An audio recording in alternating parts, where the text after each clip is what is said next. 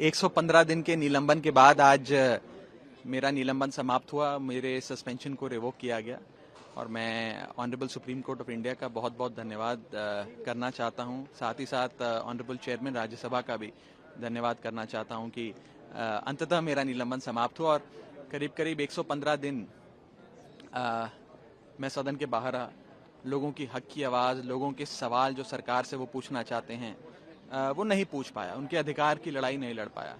लेकिन देर आए दुरुस्त आए। अंततः सुप्रीम कोर्ट के हस्तक्षेप के बाद राज्यसभा में मेरा निलंबन समाप्त हुआ और न्याय हुआ मेरे साथ। और मैं बस दुआ यही करता हूं कि जितना प्यार, जितना सम्मान, आशीर्वाद, दुआएं लोगों ने पिछले 115 दिन में दी हैं, ऐसे ही अपनी दुआएं और साथ बनाए रखें तो हम सारे उतार चढ़ाव का जो हमारा समय है उसे हंसते खेलते काट देंगे और डट के लोगों के अधिकारों की लड़ाई लड़ेंगे। आज 115 दिन बाद जब मैं सदन के भीतर आया और एक महत्वपूर्ण बिल हाउस में लाया गया, उस पर भी आज मैंने जनता की ओर से, अपनी पार्टी आम आदमी पार्टी की ओर से बात रखी।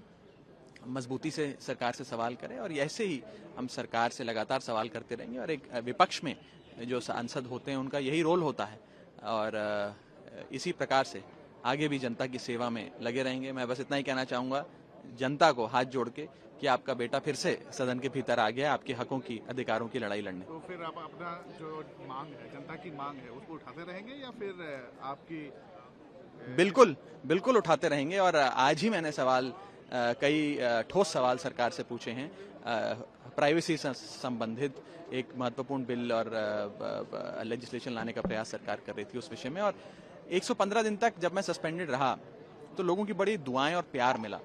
लोगों ने फोन कर करके, मैसेज डालकर, ईमेल डालकर, मुझसे मिलकर मुझे हौसला भी दिया, मेरी हौसला अफजाई भी करी और कहा कि डटे रहो, लड़ते रहो, अंततः न्याय होगा। और न्याय हुआ और मेरी 115 दिन के उपरांत सस्पेंशन समाप्त हुई है। मैं honourable supreme court of India को बहुत बहुत धन्यवाद देना चाहता हूं, ऑनरेबल चेयरमैन राज्यसभा को धन्यवाद देना चाहता हूं और सबसे ज़्यादा अपने नेता अरविंद केजरीवाल जी को धन्यवाद देना चाहता हूं जो चट्टान की तरह मेरे साथ खड़े रहे।